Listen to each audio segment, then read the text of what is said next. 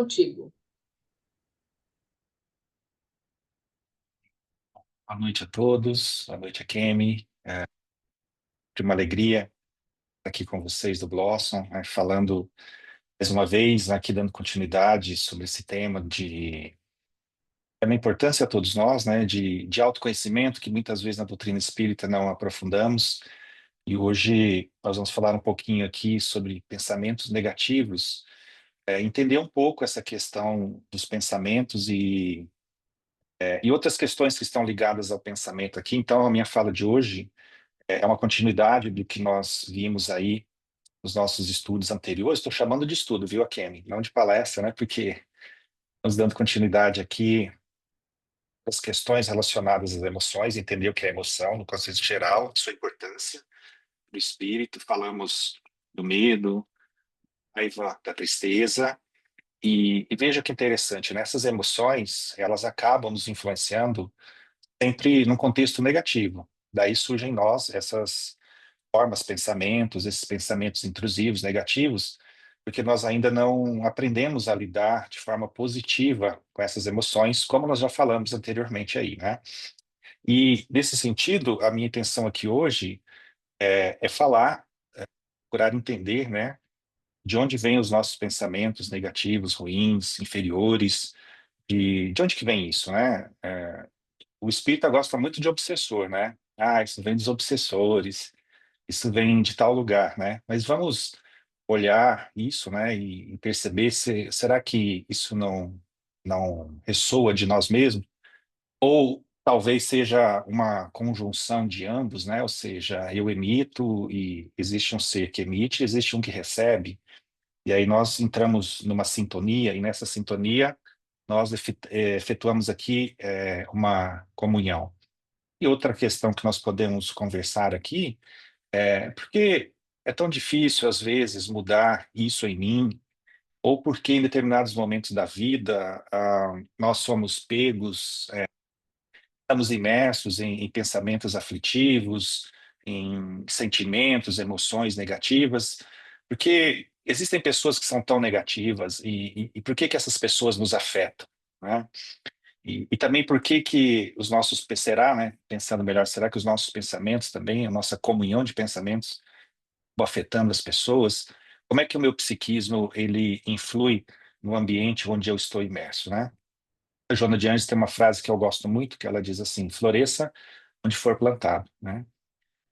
E aí nós, como espíritas, precisamos florescer onde nós estivermos, seja em San Diego, em Los Angeles ou em Bauru, não importa, né? O importante é que a gente consiga ser um foco de luz, ainda que estejamos presos pensamentos, ideias e outras questões de ordem inferior. Mas o nosso objetivo é sempre buscar o alto, é sempre buscar a nossa iluminação, né? Então, todos nós somos seres que pensamos. E pensar atrai, porque o pensamento, sintonia, o pensamento, ele emite, eu vou usar esse termo, tá? E peço desculpas aos cientistas espíritas que não me ataquem, mas vou usar essa analogia, eu sei que não é exatamente isso, mas só por questão de didática, né? Vamos imaginar que o pensamento seja uma emissão de sinais eletromagnéticos, né? Existe uma frequência. Então, quando nós estamos na era da tecnologia, nós entendemos que o nosso celular ele se conecta a um Wi-Fi porque houve, o próprio nome diz, uma conexão. Existe um sinal que emite, existe um sinal que recebe. Então, quando nós pensamos, nós emitimos um sinal. E é o sinal que denota a nossa faixa de pensamento, onde nós vamos atrair para nós o céu ou o inferno que frequentemente nós mesmos criamos para nós. Então, veja, dentro desse contexto, nós precisamos entender primeiro o que que é o pensamento e entender como é que esses pensamentos acabam dirigindo a nossa vida e, como eu disse, formando em nós o céu ou o inferno, né? Existe uma frase do André Luiz onde ele diz assim que o pensamento ele vai forjar em nós as asas dos anjos ou as algemas de ferro, depende de nós. Então, nós precisamos entender isso para perceber que que o meu desejo, a minha vontade de mudar o meu pensamento nem sempre é suficiente, porque às vezes eu estou imerso no ambiente, às vezes eu estou preso em questões que eu nem mesmo sei como sair dali. Daí eu não consigo mudar a minha sintonia, daí eu não consigo mudar a minha vibração. Então, inicialmente, eu vou começar a falar sobre o pensamento, falando aqui do Emmanuel, né? Ele tem um livro que se chama Pensamento e Vida, então muitas das coisas que eu vou falar aqui estão lá nesse livro, né? Que é um livro bem interessante, onde ele vai dizer ali que a mente nossa é o espelho da vida, em toda parte, né? Que o nosso pensamento ele está presente aqui no plano terreno e ele também dirige para o alto, né? Como se fosse aqui uma luz, né? Ainda que imperfeita, e que avança aqui para o alto de alguma forma, né? O Emmanuel vai falar que à medida que nós evoluímos, à medida que nós vamos saindo ali do instinto, e vamos entrando na fase hominal, onde o nosso pensamento, ele, né, ali na fase inferior, ele ainda não é contínuo, né? Ou seja, fomos criados simples e ignorantes, então nosso pensamento ele é muito refratário ainda. E aí quando nós atingimos a humanidade, nosso pensamento ele começa a se desenvolver mais, e nós estamos muito presos ali ainda ao instinto, mas nós já começamos a ter ali alguns lances de razão, e a nossa inteligência começa desenvolver, e à medida que nós avançamos, né, até chegar aí aos espíritos mais aperfeiçoados, esse pensamento, ele já retrata aqui uma perfeita comunhão com Deus, com o divino. E aí, diante da nossa posição espiritual, Emmanuel vai nos dizer que nós estamos aqui entre animalidade e angelitude, ou seja, nós já vencemos o instinto, ainda que o instinto esteja em nós, mas como uma inteligência fratária, nós estamos na conquista da razão.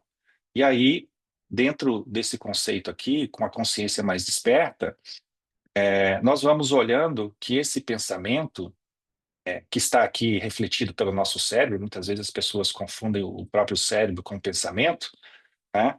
Mas o cérebro aqui é o órgão, né, que de alguma forma vai dar vazão à força do pensamento, e como diz o Emmanuel, move tudo. Ele cria, ele transforma, ele destrói, ele refaz, né, tanto para isolar quanto para sublimar, né? E aí ele vai nos dizer isso, né? Que dentro desse contexto, o reflexo do pensamento ele vai esboçar a emotividade. E a emoção aqui ela vai plasmar a ideia. E a ideia vai plasmar em nós a atitude e a palavra que vão comandar as nossas ações. Então, nesse contexto, vejo que nós podemos aqui gerar uma rede ele vai chamar assim, uma rede de fios que, que serão aqui as causas das circunstâncias boas ou ruins da nossa existência, né?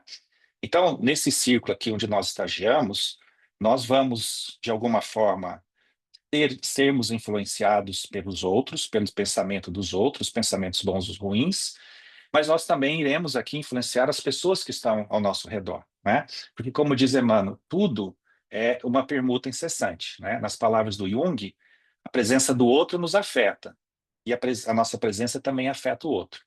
Então, seja em pensamentos, ideias, às vezes apenas em magnetismo, né? Porque às vezes a pessoa chega na nossa vida, ela não precisa nem abrir a boca, a gente já sente uma coisa boa ou sente um desassossego, né? Porque a pessoa emite uma vibração, né?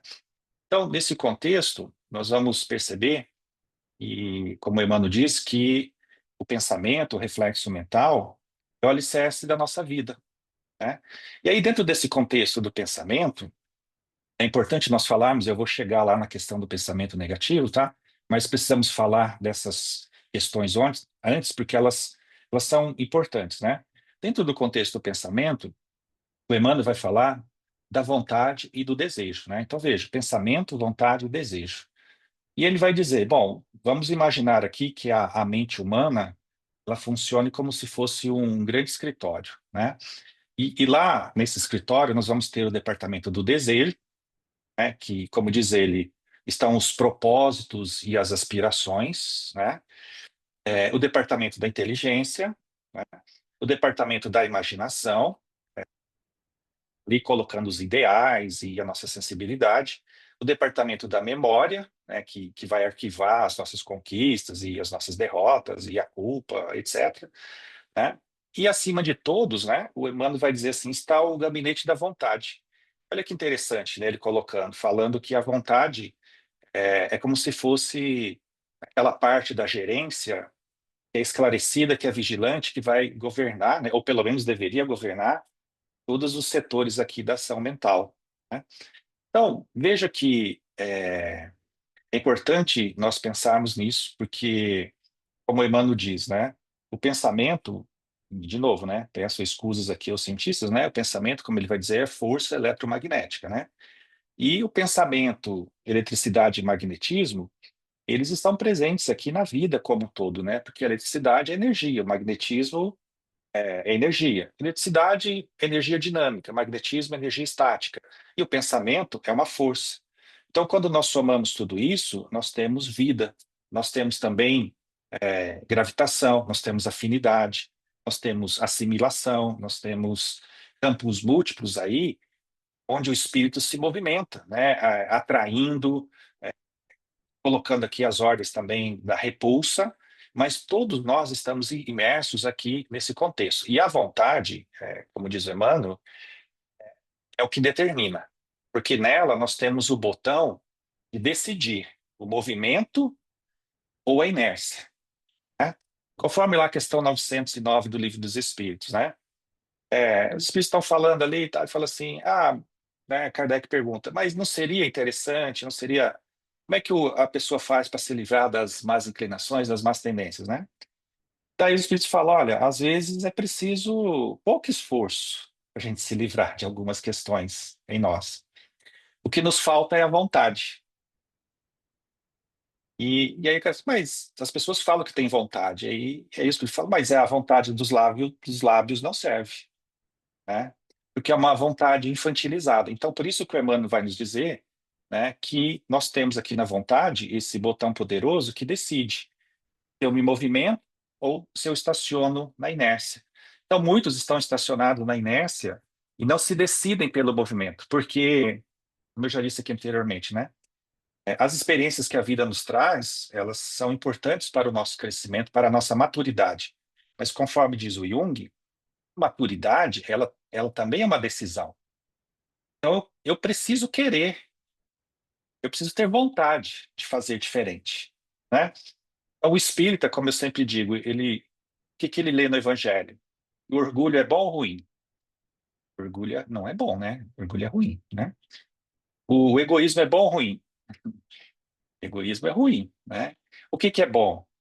Ser humilde, ser altruísta, caridoso.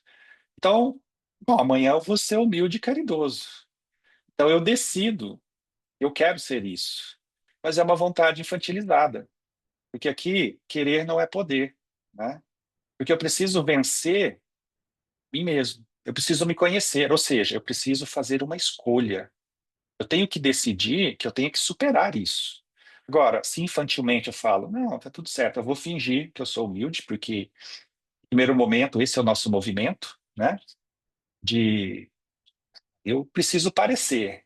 E aí, depois que eu vou realmente fazer a escolha de querer ser realmente, né? A parábola do filho pródigo nos mostra isso, né? Quando o filho mais novo, ele vai embora, gasta o dinheiro, e aí ele se pega lá comendo junto com os porcos. O que que ele faz? Ele cai em si. Então, esse cair em si, tomar uma decisão. Eu quero voltar para a casa do Pai. O que reflete todas as nossas reencarnações, onde nós nos perdemos, onde nós fomos pródigos, onde nós... Pródigo não é prodígio, tá? Não confunda. Pródigo é gastador, pródigo não é bom. E a gente se perde, daí em algum momento a gente cai em si e fala, meu Deus, eu preciso voltar para a casa do Pai. Daí aos pouquinhos a gente vai voltando, até a gente chegar nesse ponto de espírito, onde a nossa consciência está um pouco melhor, dilatada. E a gente tem uma consciência melhor, mais esclarecida. Mas muitos não querem. Por isso que os espíritos falam, o que falta é a vontade. E a vontade é uma decisão. Então, a maturidade, ela é uma escolha. A gente precisa querer mudar. Não é só saber que mudar é importante, porque nós sabemos muitas coisas, nós não sabemos? Eu tenho certeza que vocês sabem muitas coisas, Muitas coisas que vocês sabem eu não sei, muitas coisas que eu sei vocês não sabem, e aqui que está a beleza, né? Mas saber o Evangelho, se você me perguntar os capítulos do Evangelho, eu sei todos. Mas eu consigo aplicar isso na minha vida? Eu preciso tomar uma decisão, de pelo menos tentar, né? Então, a maturidade é uma escolha também. E para isso nós precisamos da vontade, desejo firme da vontade. Então, a vontade é o botão do movimento ou da inércia, que a gente precisa escolher. E claro que às vezes o botão da inércia é importante também, para a gente não fazer escolhas erradas, né? Porque a gente tem um desejo, às vezes um desejo primitivo, às vezes um desejo inferiorizado, né? Por exemplo, a pessoa nos faz alguma coisa, alguma afronta na casa espírita, aí vem aquele pensamento negativo. Olha o pensamento aqui, né? Porque eu tenho um desejo. Aí vem aquele pensamento inferiorizado, que não é bom, é negativo. A gente olha para a pessoa e fala: que vontade de fazer um carinho no pescoço dessa pessoa, né? Que vontade de dar um aplauso na orelha dessa pessoa. Daí eu falo: que vontade de verificar se o creme que ela passa no rosto desliza facilmente com, né, movimento de inércia do meu braço. Daí eu vou usar a filosofia lá, cadê o Rafael? Ele gosta disso, né? Vou lembrar do compadre Washington, Guru Chan, né? Então, aqui o botão da vontade tem que primar pela inércia, né? Mas muitas vezes a vida pede movimento para a gente ir para frente, fazer escolhas para a nossa maturidade, né? Senão, nós vamos acabar naquilo que eu sempre chamo de adultos não praticantes, né? É, estamos ali no processo, mas não escolhemos ainda, né? Então, veja, nesse contexto, o cérebro é esse dínamo que vai produzir uma energia mental, né, segundo aqui o indivíduo, mas a vontade, ela está no controle que vai dirigir nesse sentido, naquele sentido, né? Se eu me movimento ou se eu paro. Estabelecendo aqui as causas que vão comandar toda a temática desse contexto, né? Então, sem a vontade, o desejo, ele pode ficar desenfreado. Então, eu posso me entregar aqui aos enganos, aos ismos do passado, né? A inteligência pode ficar aprisionada na criminalidade, a imaginação pode ficar muito fértil para coisas equivocadas, né? E a memória, não obstante aqui a função muito interessante que ela tem de registrar as coisas boas, mas ela também pode cair aqui em deplorável conotação de ficar presa na culpa. Então vejo que a vontade, somente ela é forte para sustentar a harmonia do espírito. Então eu tenho que querer. Então veja, a, a vontade ela não consegue impedir o desejo.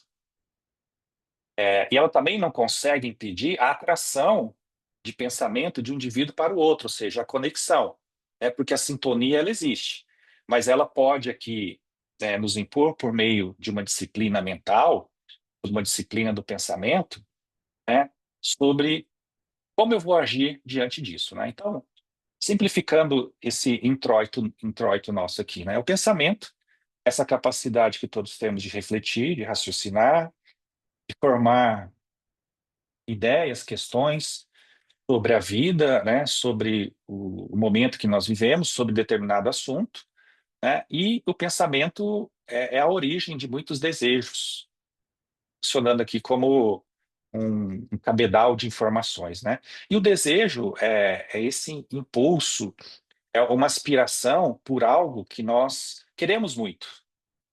E geralmente ele está ligado aqui às sensações, a emoções, necessidades do corpo, podendo ser instintivo, mas também podendo ser espiritual, né? Porque o desejo é sublimar como espírito. Mas o desejo não basta, né? Eu preciso da vontade. Olha, eu quero muito, mas quer mesmo? A questão 909, falta vontade. Olha, mas vai ter uma palestra hoje que vai falar sobre isso. Ai, que horas que é? Não posso. Novela, então você não quer. Ou até quer, mas falta vontade. Então vejo que, nesse sentido, o desejo ele está ali na imaginação, no imaginário, né? E ele pode ser impulsionado de diversas formas. E a vontade, como diz o Emmanuel, é esse botão, né? Que nós vamos deliberar, escolher uma ação, mesmo que isso contrarie o nosso desejo. Então, por exemplo, eu estou de dieta, e aí eu estou com desejo. As mulheres grávidas sabem bem o que é isso, né? Eu estou com desejo de comer um doce, se eu estou de dieta. E a vontade tem que entrar em ação, né? Eu dou vazão ao meu desejo, ou eu coloco o botão de stop ali, né? Põe um go forward aqui, ou eu vou não reprimir, mas olhar o meu desejo e trabalhar isso, né?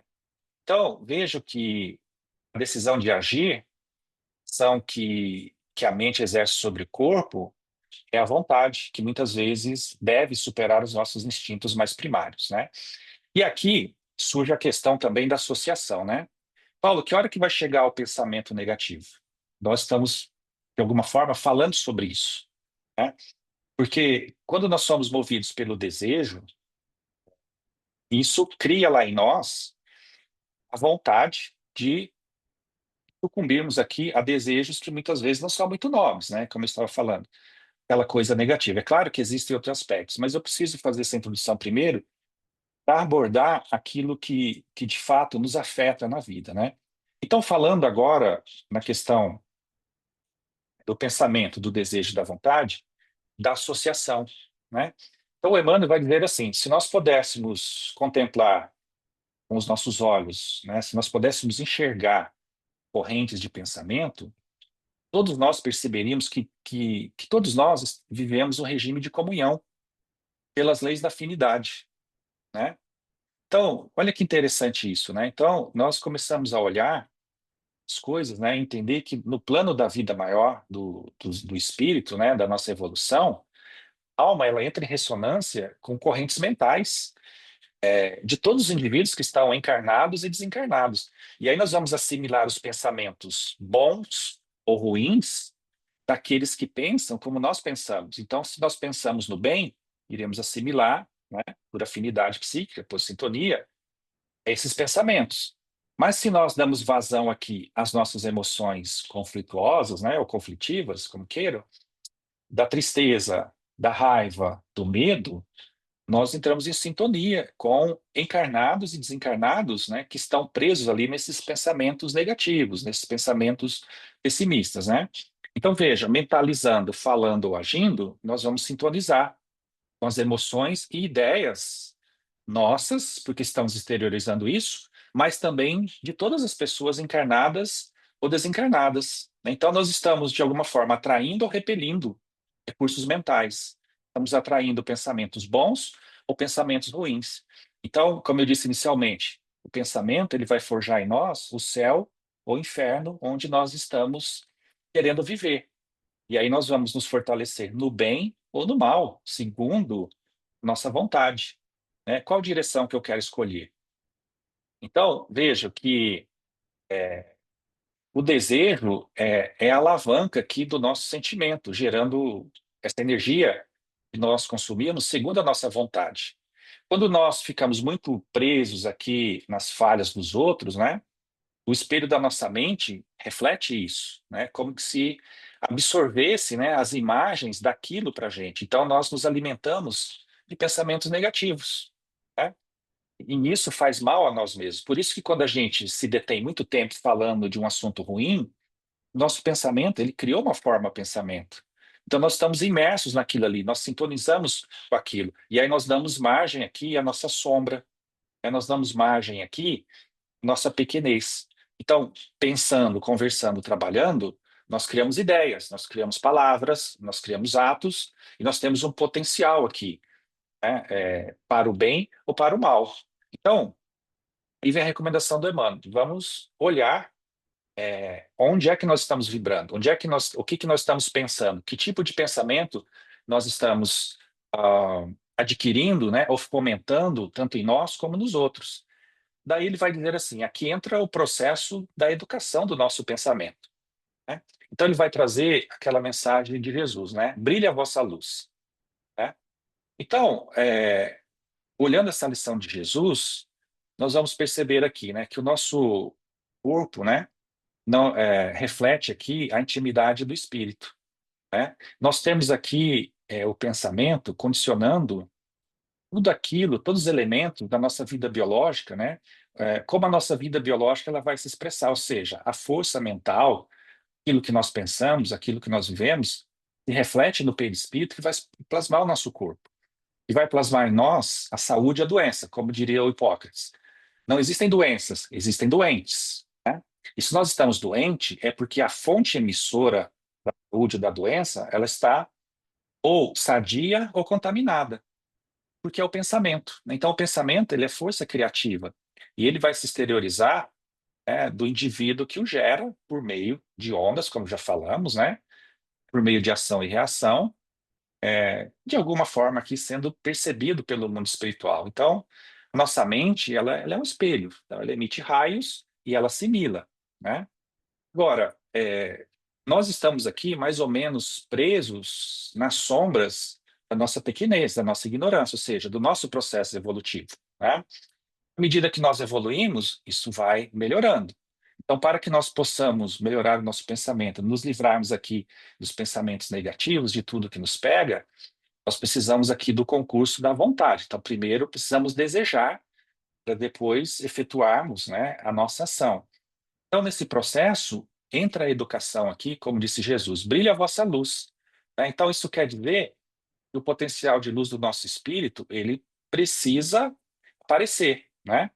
Então, a educação do indivíduo, do pensamento, com o cultivo aqui da inteligência, com o aperfeiçoamento interior, e por isso que nós estamos falando sempre aqui, conhece-te a ti mesmo. É preciso que a gente saiba que a ansiedade não se trata com ansiolítico. A gente tem que olhar o que está por trás, que é o medo. Que a depressão tem um viés aqui de tristeza e de raiva. E não é ruim a gente sentir tristeza. E não é ruim a gente sentir raiva. É ruim nós ficarmos reféns dessas emoções. Então, quando nós vamos nos conhecendo, nós vamos educando a nós mesmos. Então, aquela raiva que era violência, ela vem para o limite da indignação. Então, aquele medo que nos aterrorizava, ele vem agora para um limite, né, de termos ali uma visão melhor da vida, de entender que o medo que ultrapassa o limite do instinto, ele é perigoso. Ele pode gerar ansiedade. E até mesmo a tristeza, ela nos convida para um processo de introspecção. Então, nós vamos educando todos aqueles pensamentos negativos que chegam em nós por meio da raiva, né? Vocês já perceberam, quando a gente está com raiva, muita raiva, a gente faz o evangelho, a gente canta Imagine, do John Lennon, não.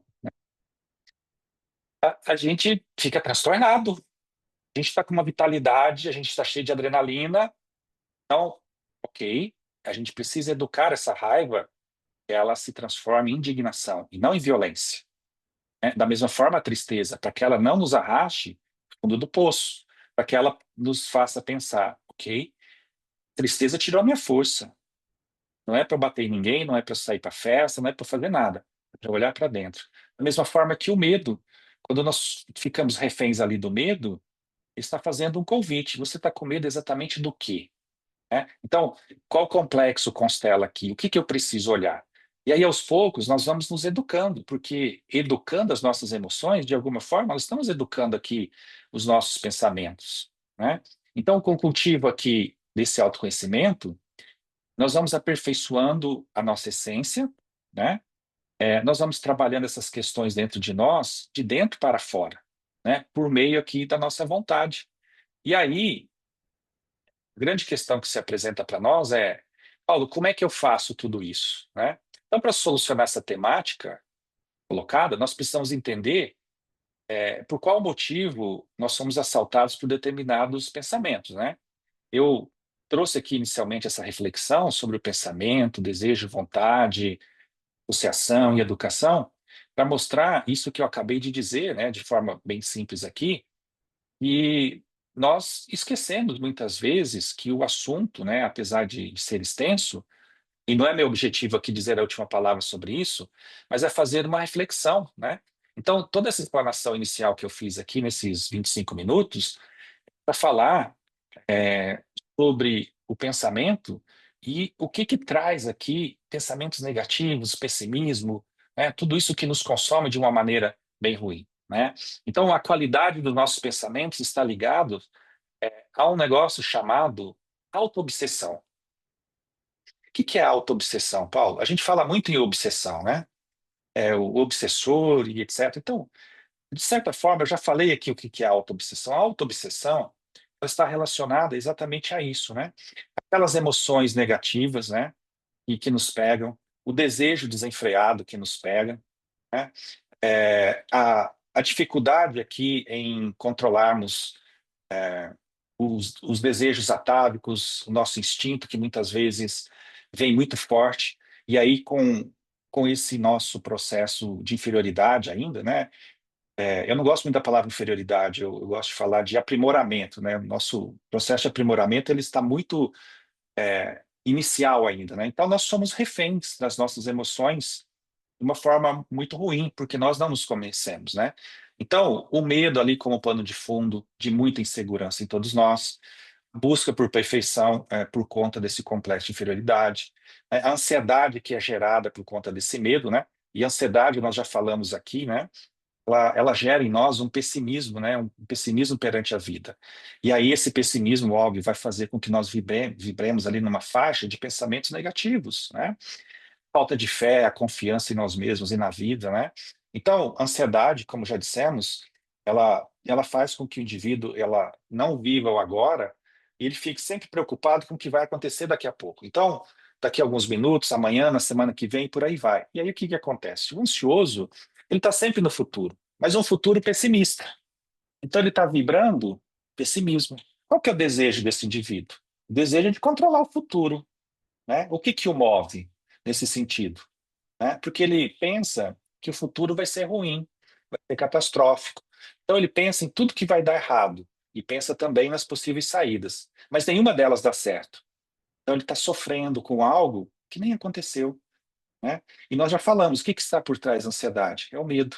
Mas não é o medo instintivo, é outro tipo de medo, né? Então, já falamos aqui no passado, o ansioso tem medo, medo da vida, medo de não ser amado, medo de não ser aceito, uma palavra, medo de sofrer.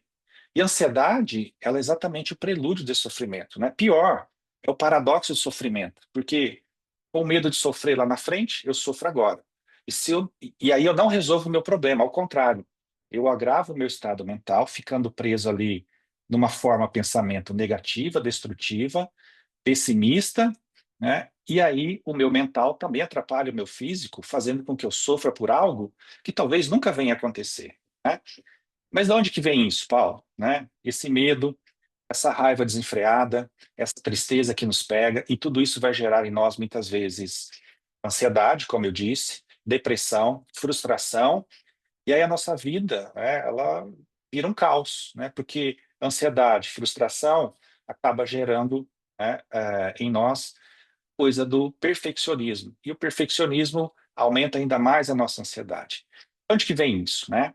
Isso, obviamente, vem do nosso passado espiritual. E nessa vida, ressoa em nós, surge em nós por conta do nosso histórico afetivo.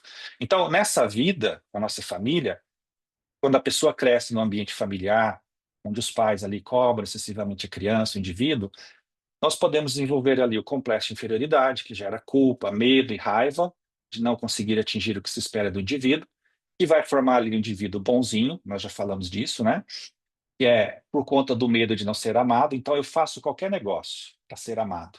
Com meu pai, com a minha mãe, com a minha família, depois com os meus amigos, depois com meu namorado, com a minha namorada, com minha esposa, e assim eu vou com meu chefe, no centro espírita, e isso vai gerar lá na frente o perfeccionismo, que vai trazer junto a necessidade do controle, que vai atormentar o indivíduo e torná-lo cada vez mais ansioso.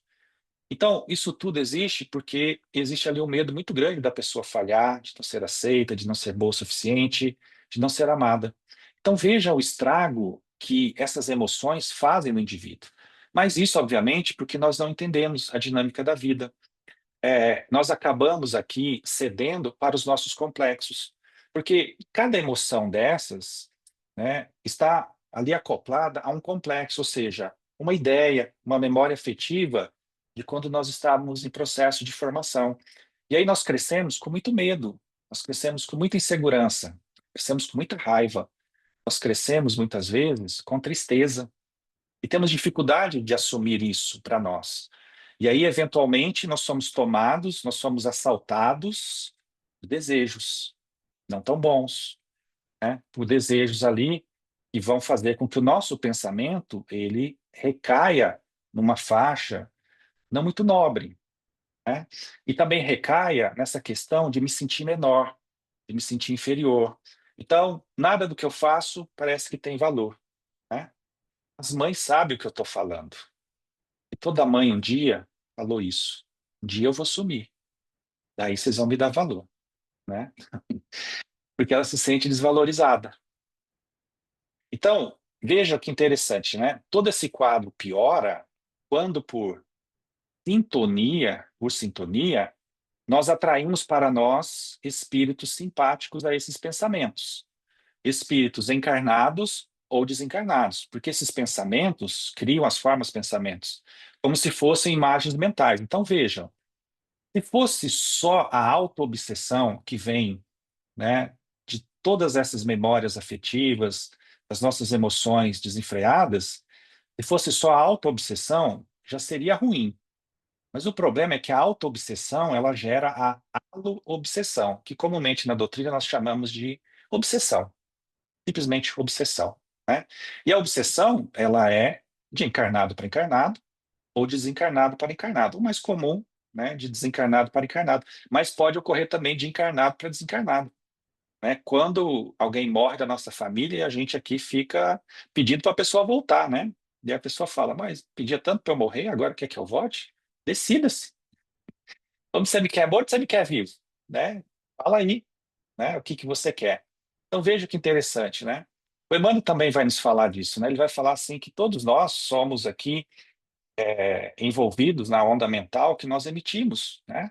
E aí nós estamos na categoria de bons ou maus conforme nós utilizemos aqui o nosso pensamento, né? Que são cargas de energia, como nós colocamos, né? Então, quando muito irritados, coléricos, aqui cheios de raivas, agressivos, ásperos, né? Nós criamos para nós aqui situações de desalento, de intemperança, né? De crueldade, etc, etc, né? Então, veja, a vida, como diz o Emmanuel, ela devolve conforme a gente emita, né? Então, veja, o Kardec ele vai fazer uma análise muito interessante sobre a obsessão, mas o Emmanuel também faz, né? Onde ele vai falar que existe a sugestão. Eu não vou me alongar aqui nessa temática, porque o nosso objetivo não é falar sobre obsessão, mas só para a gente entender que no pensamento existe sugestão. Sugestão de quem? Do encarnado ou de um desencarnado.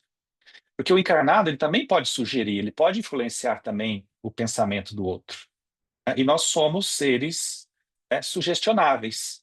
E aí nós precisamos tomar cuidado com isso, né? Porque a sugestão, ela pode ajudar, né? Mas ela também pode atrapalhar a nossa existência. E nós mesmos podemos sugerir a necessidade que nós temos de controlar a vida dos outros, sugerir algo que talvez não seja muito bom. E aí vem esse processo da obsessão, né? Como sintonia, né? A obsessão é o equilíbrio de forças. Então, veja, não vou falar muito sobre obsessão, mas só lembrar aqui o que o Kardec nos fala dos tipos de obsessão, né? Então, ele vai falar que tem a simples, a fascinação e a subjugação. E depois, na Revista Espírita, ele vai falar que também pode ser chamada de possessão, né? E ele faz uma análise lá no Livro dos Médiuns, né?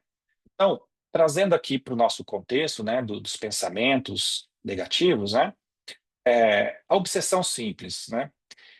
Podem aparecer espíritos que se afinizam com as nossas ideias e pensamentos, principalmente esses pensamentos negativos. Eu não valho nada, a vida não presta, né?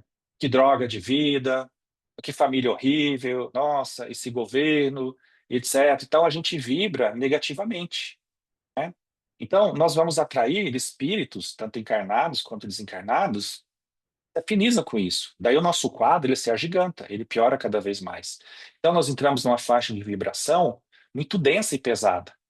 Nós estamos falando de espíritos desencarnados, né? Mas existem os encarnados também, aqueles que chegam a nós e começam a derramar também sobre nós suas lamentações, suas lamúrias, descontentamento pela vida. Daí vira uma competição para saber quem sofre mais, né? Outro dia eu tive Covid, né? E eu fui parar lá na Unimed. A Unimed é o nosso um plano de saúde aqui, né? Se bem que o espírita devia ter Unimédium, né? Que seria mais apropriado a nós, né? Mas eu fui lá na Unimed. E eu estava esperando lá, e pasmem vocês, tinha duas senhoras lá conversando. E eu ouvindo, eu falava assim: ah, mas o que aconteceu? Ah, mas eu nem te conto. E aconteceu isso, e foi listando. Eu tô com problema no rim, eu tô com a pressão alta, tô com a gota, eu nem sabia o que que era a gota. Daí eu fui pesquisar o que era a gota, e não sei o quê, e que mais. Daí outra vez falou assim: ah, mas isso não é nada, eu nem te conto. Eu te falei que aconteceu isso e tal. Eu olhei e falei assim: meu Deus, é uma competição. Para ver quem sofre mais, para ver quem é mais miserável. Daí eu olhei para o meu Covid e falei: mas quer saber? Eu já até melhorei agora, porque é tanta desgraça, é tanta coisa que eu vi ali. Falei, também se o meu caso aqui virou uma unha encravada, eu vou embora daqui, né? Porque olha a faixa que nós vibramos, né? Então, veja que é uma competição para saber quem sofre mais, né? E a obsessão simples é isso. Tem a fascinação que o Kardec vai nos falar. Aqui, o espírito, né, desencarnado, pode ser o encarnado também, ele vai ao encontro do nosso complexo de inferioridade. Aquela ideia, aquele pensamento negativo de que nós não somos bons o suficientes. E todo o complexo de inferioridade, ele traz na contracapa, né, o alter ego, o complexo de superioridade. Só há desejo de ser superior quando eu me sinto menor. Só há desejo de poder quando eu não entendi o amor. Então, há um desejo interno de sermos importantes, especiais. Então, o espírito ele observa o nosso pensamento, aquela faixa onde nós vibramos, a nossa vaidade, o nosso desejo. Então, observa como nós estamos presos nessa vaidade, nesse orgulho, na soberba. Então, ele vem e sugere sutilmente que nós somos especiais, que sem nós a casa espírita não sobrevive. Sugere que temos uma missão, que nós somos importantes para dizer algo. Daí nós caímos nas garras de um processo de ilusão, de massagem do nosso ego ainda adoentado, infantilizado. E assim muitos caem, né, porque não vigiaram o pensamento. Muitos sucumbem porque estão sujeitos aos efeitos de pensamentos perturbadores, inferiores, negativos, de desejos infantis e não conseguem enxergar os absurdos que fazem, acreditando que estão fazendo coisas grandiosas, de cunho divino, né? E, finalmente, a subjugação. Aqui, o obsidiado, ele perde o controle sobre o seu pensamento e sobre o seu corpo. Talvez seja o pior tipo de obsessão, mas, novamente, é por meio da sintonia, do pensamento, né, daquilo que plasmamos em nós, nesse caso particular, surge aqui uma componente do sentimento, o sentimento de culpa. Então, fazendo uma breve explanação, a obsessão simples e a fascinação, dificilmente elas carregam componentes de culpa, apenas de sintonia, né? Mas subjugação ou a possessão traz essa componente de culpa que vai ligar mais fortemente o indivíduo ao seu algoz, por quê? Porque é uma coisa pessoal. Eles têm um problema um com o outro. Na obsessão simples, não, às vezes o espírito nem nos conhece. Às vezes, pelo simples fato de sermos espíritos, olha lá esse cara aqui, né? Tem até uma charge aí que eu vi outro dia na internet que o obsessor chega lá para obsidiar a pessoa, daí ele chega lá, ele fica com pena da pessoa, porque ele fala assim: meu Deus, a pessoa está tão presa ali em pensamentos negativos que se eu tivesse US$ 100 eu dava para ela agora. O obsessor ficou deprimido de ver vítima daquele estado deplorável, foi lá e pediu demissão, falou: não quero mais esse emprego, eu estou ficando deprimido de ver esses espíritas presos aí a pensamentos tão negativos, né, se achando que não valem nada, que não prestam, num vitimismo muito grande, né? Então, a obsessão simples, a fascinação, estão muito ligadas a essa sintonia, a essa faixa de pensamento negativo que nós temos, de achar que não valemos nada, com autoestima baixa, complexo de inferioridade, muito presos aqui à raiva, à tristeza, ao medo, né? E não valorizando o nosso potencial como disse Jesus, brilhe a vossa luz, use a educação para melhorar isso, né? Conhece-te a ti mesmo, né? Já a subjugação, ela tem uma componente aqui de culpa, ou seja, é um problema pessoal entre os espíritos. Alguém fez muito mal para alguém e não perdoou. E agora eles estão nesse embate, né? Bom, como é que a gente muda isso? É por meio da força de vontade, por meio da prece, pelo vigiar e orar, né? Diria que é um pouco de tudo isso, né? Porque A oração, né, vamos pegar aqui o vigiar e orar que Jesus nos disse, né? A prece, ela é uma projeção do nosso pensamento. Então aqui nós estamos educando o nosso pensamento para estabelecer uma corrente fluídica, né, com teor vibratório bom. E aqui está o poder e o alcance da prece, né? Porque nessa relação nós vamos atrair bons espíritos para nos inspirarem bons pensamentos, pensamentos positivos, melhores, né? E nós poderíamos dizer também que a prece ela é uma invocação, né? Onde nós colocamos o nosso pensamento agora a serviço do bem, a serviço de algo melhor, né? A prece é uma expressão de um sentimento que sempre alcança Deus, né? Quando Jesus fala, vigiai e orai a fim de não cair em tentação, lá no capítulo 26 de Mateus, ele está dizendo isso, né? O que é vigiar? É isso que Emmanuel fala, educar o pensamento, né? Lá no capítulo 8 do Evangelho segundo o Espiritismo, Kardec vai falar, pecado por pensamento. Existem aquelas pessoas que pensam no mal e se comprazem no mal. Existem os que pensam no bem, né? Mas não conseguem realizar o bem ainda, né? Eu tenho o desejo do bem, mas não tenho a vontade suficiente para fazer, mas eu penso no bem, né? Então, eu estou pensando no bem e resistindo às tentações do mal. E existem aqueles, né, que pensam no mal, mas, né, não praticam, perdão, aqueles que pensam no mal, mas só não praticam o mal porque não têm oportunidade. Então, são as categorias que o Kardec vai elencar aqui do pensamento que precisa ser educado.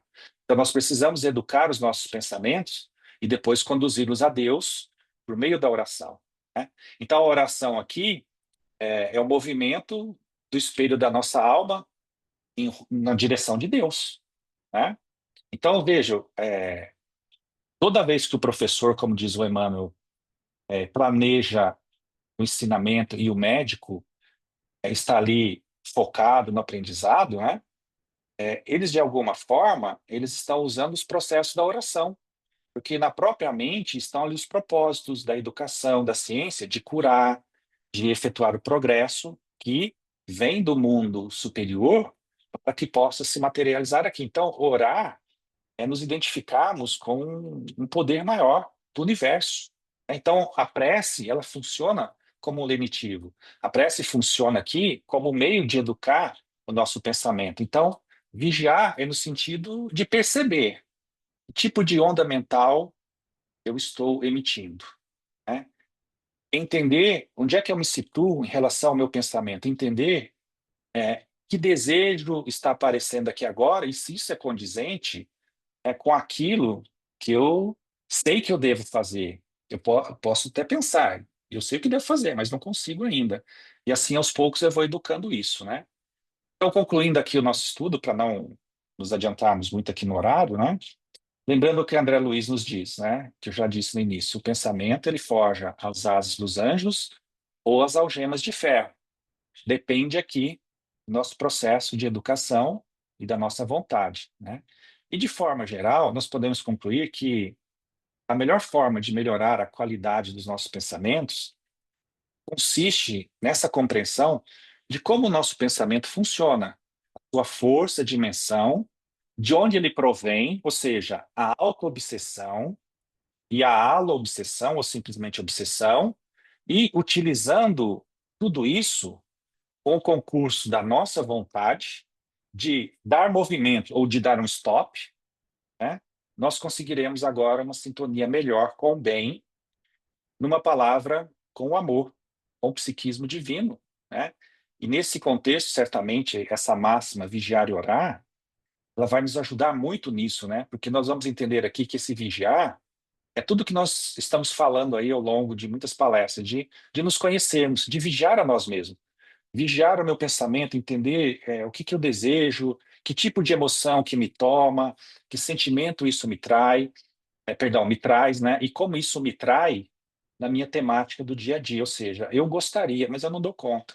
Então eu vou educando e vou tentando equalizar isso aos poucos, né? E o sentido de orar, como nós falamos aqui, de nos conectarmos, né, com o mais alto, né? De nos conectarmos aqui com Deus.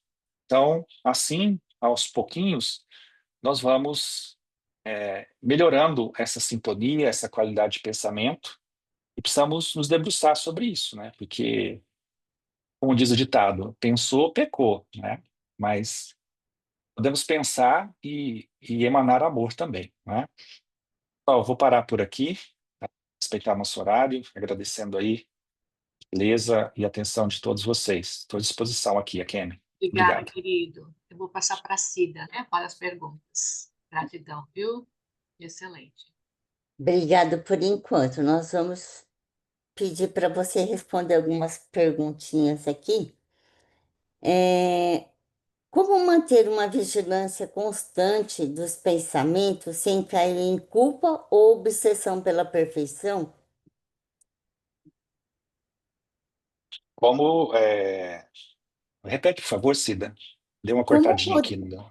tá. Como podemos identificar quando nossos pensamentos estão sob influência espiritual negativa? Depois eu faço a outra. Vou fazer essa primeiro. Como podemos identificar se estamos sob influência espiritual negativa, né? Veja Isso. que é só nós pensarmos, né? Se isso que nós estamos pensando, desejando, está de acordo com a lei de justiça, amor e caridade, né? Dentro da máxima de Jesus, né? Eu gostaria que fizesse isso comigo, né? Isso que eu estou pensando está de acordo com aquilo que nós pregamos e entendemos, ainda que não consigamos fazer na doutrina espírita, né? Ou seja, com a caridade, com o respeito ao próximo, sem preconceito, sem julgamentos, né? Daí a gente vai entender, né? Então, tudo aquilo que nos impulsiona contra a lei de Deus, que é a lei do amor, certamente, de alguma forma, ali tem uma influência espiritual. Agora, né? Cuidado para não culpar os espíritos aí, porque às vezes o espírito está lá assim, e fala assim, mas não, não falei nada. Ele viu, é essa pessoa aí, né? Porque, como eu disse, às vezes é auto-obsessão, e a gente não pensa muito nisso, né? Mas o fato, por exemplo, de eu achar que existe uma síndrome aqui, um complexo, na verdade, né? Complexo de inferioridade faz com que o indivíduo, muitas vezes, ele caia na síndrome do impostor. Então, quando a gente elogia, a pessoa fala, não, ela não aceita, ela tem dificuldade de aceitar elogios, muitas vezes desiste no meio do caminho de algum projeto onde ela possa ser bem-sucedida, então ela tem muito medo de falhar, acredita que não tem valor, né? Então ela está presa ali em alguma coisa.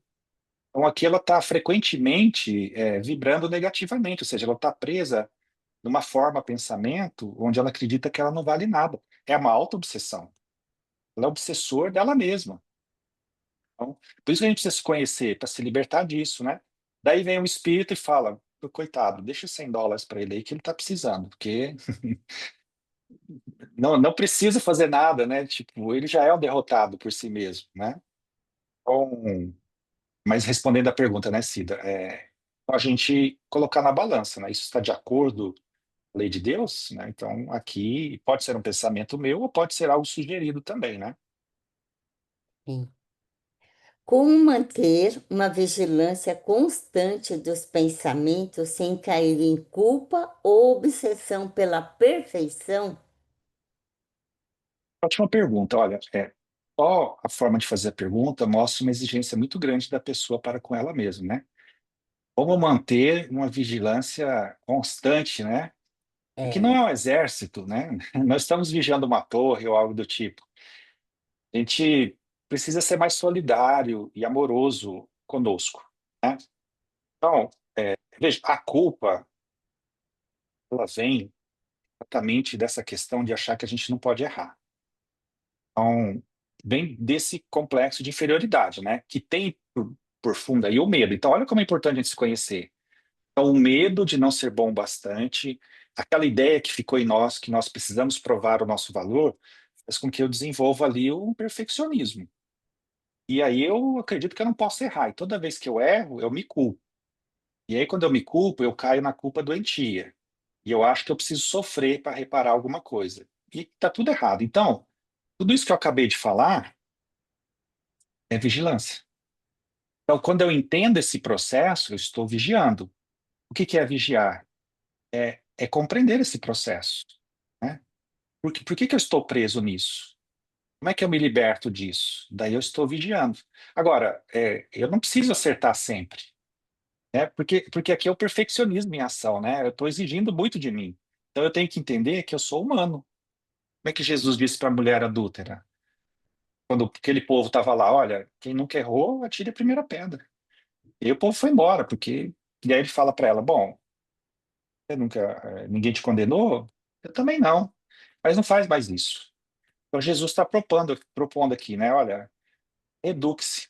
E a mesma coisa para nós. Quando a gente perceber que errou, não seja muito rigoroso com você. Então, não fique nessa auto-obsessão de eu preciso ficar vigilante, preciso ser perfeito logo, né? Não, eu vou para o umbral, né? Pessoal, não tem problema nenhum para o umbral, tá? Se você pular o umbral, você vai ficar meio triste na colônia, você vai ficar meio deslocado lá, tá? E olha que você olhar para o umbral, você vai falar: nossa, o pessoal do Centro Espírita, tudo lá no umbral. Que saudade que eu tava de vocês. Meus amigos, todos lá. Então, não fique com esse medo. Pense assim: graças a Deus que eu posso errar, mas eu não tenho compromisso com o erro. Se eu errar, eu fazer a minha conduta. Mas, Paulo, o que o outro vai pensar de mim? Que eu estou sempre preocupado com o que o outro. Pois é. Pense assim: isso não tira meu valor. Meu valor é intrínseco, ele está em mim. Dê o seu melhor. Mesmo que de vez em quando o seu melhor seja 1%. Por exemplo, eu não sei se a palestra que eu fiz hoje foi boa o suficiente para o tema, mas foi o que eu pude apresentar hoje. Talvez a próxima seja melhor, né? Ah, Paulo, se o pessoal não gostar, bom, I'm just daí, né, pessoal que se enforque com o papel higiênico lá no banheiro, né? Ou seja, não tem problema a pessoa não gostar, isso não tira o meu valor, isso não me faz menor. Tenho que entender, dentro do meu esforço, né, Cida, eu estou fazendo o meu melhor. E eu estou vigilante, mas de uma forma amorosa, percebendo que aquele complexo, aquela ideia, não me pega mais.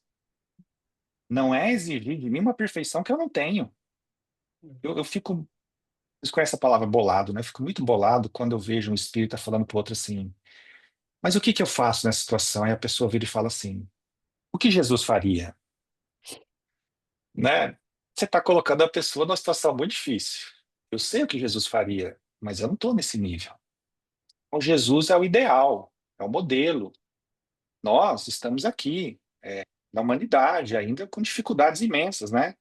Então eu tenho que falar assim: bom, eu sei o que ele faria, mas o que é possível de eu fazer? Daí eu vou por exemplo, a questão do perdão. Né? Jesus, ele se magoava, não tem problema com o perdão, né? Agora nós temos o direito de ficarmos magoados, não temos? Porque somos seres biológicos. Tudo bem, existem questões que nós não ficaremos magoados, perdoaremos imediatamente, claro. Mas tem questões que vão nos pegar. E aqui a gente precisa assumir a nossa humanidade. Não tem problema. Trabalhe isso. Sem exigir muito de você, porque senão você sofre e não está entendendo o convite. Humanize-se primeiro. A Joana sempre fala isso, né? Ninguém vai dar salto de angelitude. Você tem que viver a sua humanidade. Quando Pedro fala assim: Jesus, quando o povo chegar para te pegar, eu vou estar aqui, eu vou lutar por você e tal. E Jesus fala: menos, Pedro. Ainda hoje, né, do galo cantar pela segunda vez, me trair 3 vezes. E Pedro fala: não, mestre, o seu braço direito. Jesus fala: você não conhece o medo. Realmente, né? Esse povo está do lado de Jesus. Todo mundo fugiu quando ele foi preso. Depois João voltou, né, na hora da crucificação e ficou ali com as 3 Marias. Mas todos fugiram de medo. E acho que a gente também fugiria, né? Sim. Hoje eu fugiria, imagina naquela época, né?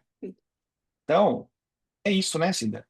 A gente precisa se conhecer e entender essa dinâmica, para não exigir muito da gente, senão a gente fica sofrendo, sofrendo e não vai para lugar nenhum, né? Paulo, eu vou fazer mais uma aqui, ó. Vivo num ambiente muito difícil, tanto no meu lar como no meu trabalho. Como faço para manter pensamentos elevados? Aí entra essa dinâmica da prece, né? Eu sugiro que, assim, primeiro perceba qual é o convite desse ambiente tumultuado, né? família, do trabalho, né? Eu acho que a primeira pergunta que a gente tem que fazer é assim, não é por quê, por que essa família, por que esse chefe, por que esse... Assim, qual o convite tem aqui para mim, né? O que eu preciso aprender aqui, né? Talvez nas suas preces e orações, né, você tenha pedido paciência para Deus. Deus falou, só um pouquinho aqui, peraí. Daí vem esse povo maluco, você fala, meu Deus, pedi paciência, Deus. Ok, mas a paciência é uma virtude. E para chegar na virtude, você precisa treinar, precisa querer, ter vontade, você tem que apertar o botão do ir para frente, do movimento. Então, quanto mais eu rezo, mais assombração aparece, porque é a assombração que vai fortalecer a nossa fé, que vai fazer a gente desenvolver as virtudes. Então, como eu disse, a gente precisa do outro para se conhecer. Então, por que que o outro me irrita tanto? Tem uma questão interessante para a gente olhar, né? Porque essa família desequilibra, porque esse trabalho, né?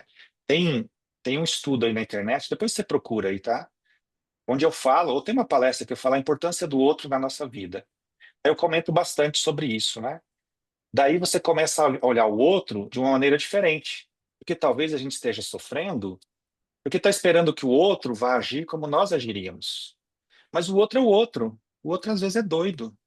Às vezes o outro é maluco, de pedra, tá atormentado de tudo que é lado.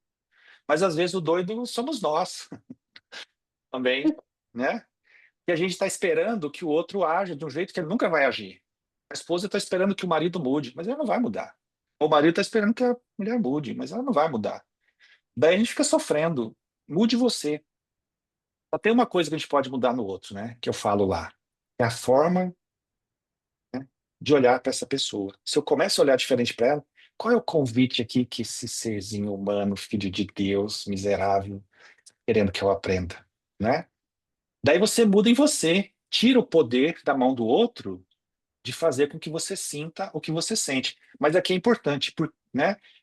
Qual é o convite para mim? Porque eu sou tomado de ódio, de raiva ou algo do tipo, quando a pessoa passa a mão no cabelo. A pessoa passa a mão no cabelo, eu falo, meu Deus, mas que coisa, né? Não estou dizendo que seja isso, mas tem algo no outro que nos incomoda. Se incomoda, tem um convite aqui para gente. Muito bom. E aí a gente começa a entender essa dinâmica, né, Cida? E o outro é um convite para a gente mudar, porque nós não vamos mudar o outro. Abra mão disso, você vai sofrer. Mudar filho, mudar marido, esposa, parente, então, meu Deus. Agora, esqueça. Mude você. O outro chega na nossa vida para que a gente mude. Então, se a gente entende isso, a gente sofre menos e evolui, né? E claro, como você falou, como é que eu faço para melhorar os meus pensamentos, né?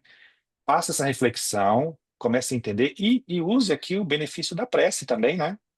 Peça a Deus ali, peça força e coragem, né? Não muita força para não bater na pessoa, mas força, não força física, tá? Força moral, né? Discernimento, para que você possa entender o convite daquela situação para você. A prece, ela é muito benéfica, tá? Eu, sempre quando eu vou trabalhar, eu sigo a recomendação de André Luiz no livro Sinal Verde. Acordou, faz uma prece. Vai dormir, faz uma prece. Vai para um trabalho, vai para uma reunião, faz uma prece. Não é para o outro melhorar. Pô, Deus, faça com que o meu chefe esteja tranquilo, paciente. Não, ajuda-me, né, a manter meu discernimento, né, me tranquilize, uma intuição, algo do tipo. Então, prece aqui é um veículo fantástico, né? Por isso que Jesus fala vigiar, né, que engloba tudo isso, esse entendimento, e orar. Faz a prece, pede força para Deus, que ela vem. Nenhuma prece fica sem resposta, como diria o Chico, né? Paulo, tem mais uma perguntinha. É a Misa, ela está pedindo para você responder, que ela falava assim: eu costumava pedir paciência, agora eu peço sabedoria. Será que é certo? Então, a sabedoria, ela vem desse treino. Eu acho que é certo, né? Você pode pedir paciência, né? Porque a paciência é uma virtude. E você só adquire virtude se tiver sabedoria. Então, todo exercício prático de convivência nos leva para a sabedoria. E isso nos leva para o amor, como diz o Emmanuel. As duas asas de subida são amor e sabedoria. Então, eu consigo discernir, se eu consigo entender o convite, né? E eu estou agindo com sabedoria. E sabedoria não é saber muitas coisas, né? Como eu disse. Eu sei o evangelho de cabo a rabo, mas tem coisas que eu não consigo aplicar ainda na minha vida. E tá tudo bem. E isso também é sabedoria, de saber, como diria o Sócrates, a sabedoria em você assumir que realmente você não sabe aquilo que você não sabe, né? Às vezes me perguntam numa palestra espírita assim, o que que é isso? Eu falo, não sei, não tenho a mínima ideia. Mas, Paulo, você não sabe? Eu falei, não, pergunta para o Divaldo, né? Agora é difícil perguntar para ele, mas e a gente tem que saber tudo agora? Não sei. Tem coisas que eu não sei. E também não quero saber, né? E tá tudo bem. Eu estou Tá focado na minha tudo evolução certo, moral, né? tá tudo Então, certo, né? exatamente. Então, eu não quero saber o fóton do elétron lá do perispírito que vibra no spin tal do átomo. Isso aí para mim não é importante. Mas para algumas pessoas é, e tá tudo bem. Mas eu não sei. Se me perguntar, não sei. É tão tranquilo falar não sei, né? Do que tentar É arrumar a fantástico. resposta. Uma certa vez, rapidinho, né, Cida? Sim. Um paciente do Jung o procurou e, e contou um sonho para ele, né? Falou assim: Olha, doutor, eu tive um sonho, assim, porque o Jung trabalhava muito com interpretação de sonhos, né? Tive um sonho assim, e assado. Eu estava num lugar e tinha o meu cunhado, e tinha minha esposa, né, tinha minha irmã e o filho dela, e aí nós fazíamos isso. Depois nós íamos para lá e acontecia isso e tal. Contou 10 minutos de sonho assim e tal, né? E aparecia água, e aparecia isso. Depois na escada, né? E aí, doutor, o que que o senhor acha que é, né? E ele esperando assim, o Jung falou, não, olha, isso aqui representa o arquétipo disso, e não sei o quê, e aqui é a sua sombra, aqui é seu self, e aqui você está falando de você mesmo, né? O Jung olhou para ele e falou assim, eu não tenho a mínima ideia do que você está falando. Tipo, eu não sei, eu preciso pensar, eu preciso refletir sobre isso, eu preciso estudar mais. Isso é sinônimo de sabedoria, ou seja, sabedoria em falar que você não sabe o que de fato você não sabe. Mas isso não quer dizer que eu não possa estudar mais sobre aquele assunto, ou eu não tenho certeza, né? E trazer uma resposta mais convincente sobre aquilo, né? Então tá tudo certo, viu, Cida? Ah, então tá tudo certo. Espero ter respondido aí as questões das pessoas e espero bem ter trazido aqui uma pequena reflexão sobre esse assunto, né? Eu trouxe vários matizes, como eu disse, minha ideia não é trazer uma palavra final sobre isso, é um assunto bem complexo, né? Mas trazer essa reflexão englobando alguns pontos, né, que façam sentido dentro daquilo que nós estamos estudando, né, das emoções e sentimentos, e que entra aqui o caso da obsessão, né, da auto-obsessão e da alo-obsessão, né? Enfim, durma com esse barulho, por favor, hoje à noite. É, vai ser difícil dormir, né? Com todo esse barulho zunindo na nossa cabeça, mas, Hum, Paulo, é muito bom te ouvir, porque você fala de uma forma descontraída, brincando, e isso torna tudo muito mais leve, né? Mesmo que seja pesado, fica leve. Então, eu sim. quero convidar todo mundo para a semana que vem estar aqui com a gente, o Carlos Campetti que vai estar conosco. Só nós não temos ainda o tema. E assim, sempre que você está aqui, nós temos muitas manifestações e muitas perguntas, mas senão a gente vai ficar aqui até amanhã, uma, né? Da manhã de novo. Já é hoje, né? Aqui no Brasil. Então, eu vou pedir para você fazer as considerações finais e a prece de encerramento, por favor. Bom, obrigado, Ciro. Então, minhas considerações são simples, né? Eu, como sempre, agradeço aqui muito o carinho de vocês, da Kemi, as perguntas, o interesse de vocês em acompanhar, né, essas reflexões. E, como eu disse, né, precisamos sempre conhecer a nós mesmos. Então, a temática de tudo isso está voltada para isso, né? Para a gente se conhecer, para perceber em que faixa vibratória nós estamos vibrando e como nós oscilamos, né? Oscilamos muito nessas faixas, né? E está tudo bem, é assim mesmo, mas sempre aqui com o concurso da vontade, né? De nos responsabilizarmos e educarmos os nossos pensamentos, né? Para que os nossos desejos aqui também sejam colocados na pauta cristã, se possível, né? E perceberemos que muitos desejos nossos estão no campo da imaginação, do mágico, do mítico, da sociedade, da internet, né? De muitas coisas que povoam a nossa mente. E aí nós vamos selecionando aos poucos, né, aquilo que é importante para nós e deixando de lado ali aquilo que não nos interessa. Ainda que sintonizemos algumas faixas de raiva e de ódio, né, que nós temos visto ultimamente na mídia, selecionar aquilo que é próprio para nós, né, tirando aquilo que não importa, e aí educando a nós mesmos, como diz o Emmanuel, pelo pensamento, né, porque ele molda aqui as vertentes do espírito e cria vida, né, cria formas de pensamento, né. Então, espero que de alguma forma possa ajudar a todos aí. E estou sempre à disposição aqui, viu, Cida? Que aqui é caso vocês desejem continuar o estudo dessas temáticas, né? Obrigado, então. E faça a prece final, Cida, ou você vai fazer? Você faz, por favor.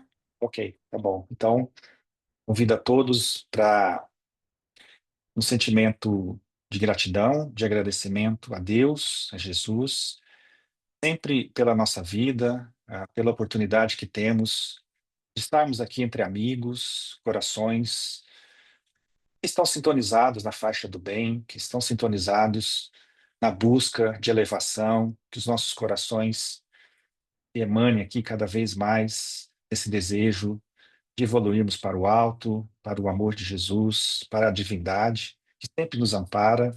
Rogamos que Jesus, na sua infinita misericórdia, continue abençoando a todos nós, nossos anjos de guarda, nossos familiares, encarnados e desencarnados, nossos amigos, nossos irmãos, todos aqueles que têm passado por provações, dificuldades extremas no do nosso planeta. E sempre rogamos a Jesus por acréscimo de misericórdia, que continue abençoando as nossas vidas e nos intuindo para que possamos trilhar o nosso caminho, uma amorosa, hoje e sempre. Deus, que assim seja.